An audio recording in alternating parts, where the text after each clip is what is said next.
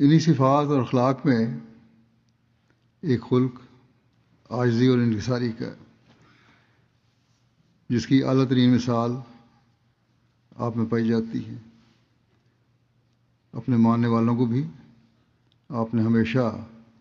یہ نصیحت فرمائی کہ عاجزی کے خلق کو ہمیشہ اپنی زندگی کا حصہ بنانے کی کوشش ایک مومن کو کرنی چاہیے۔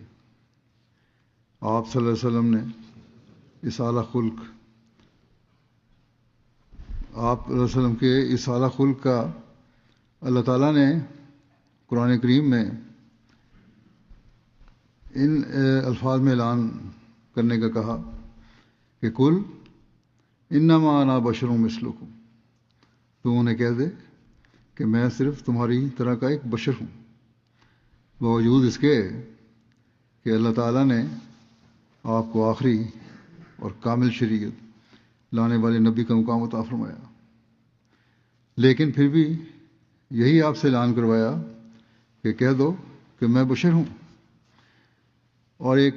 عاجز انسان ہوں۔ بہرحال اس حوالے سے آج میں کچھ احادیث اور حضرت مسیح علیہ السلام کے اقتباسات پیش کروں گا، جس سے آپ کے مختلف مواقع پر اس خلق کا اظہار ہوتا ہے۔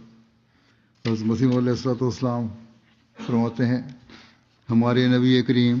صلی اللہ علیہ وسلم سے بڑھ کر دنیا میں کسی کامل انسان کا نمونہ موجود نہیں اور نہ آئندہ قیامت تک ہو سکتا ہے۔ پھر دیکھو کہ اقتداری معجزات کے ملنے پر بھی حضور صلی اللہ علیہ وسلم کے شامل حال ہمیشہ عبودیت ہی رہی، عاجز انسان بن کے رہے، عاجز بندے بن کے رہے، اور بار بار انما انا بشر مثلکم ہی فرماتے رہے، یہاں تک کہ کلمہ توحید میں اپنی عبودیت کے اقرار کا جزء لازم قرار دیا، جس کے بدوں مسلمان ہی نہیں ہو سکتا۔ سوچو اور پھر سوچو، بس جس حال میں ہادی اکمل کی طرز زندگی ہم کو یہ سبق دے رہی ہے کہ اعلیٰ ترین مقام قرب پر بھی پہنچ کر عبودیت کے اعتراف کو ہاتھ سے نہیں دیا،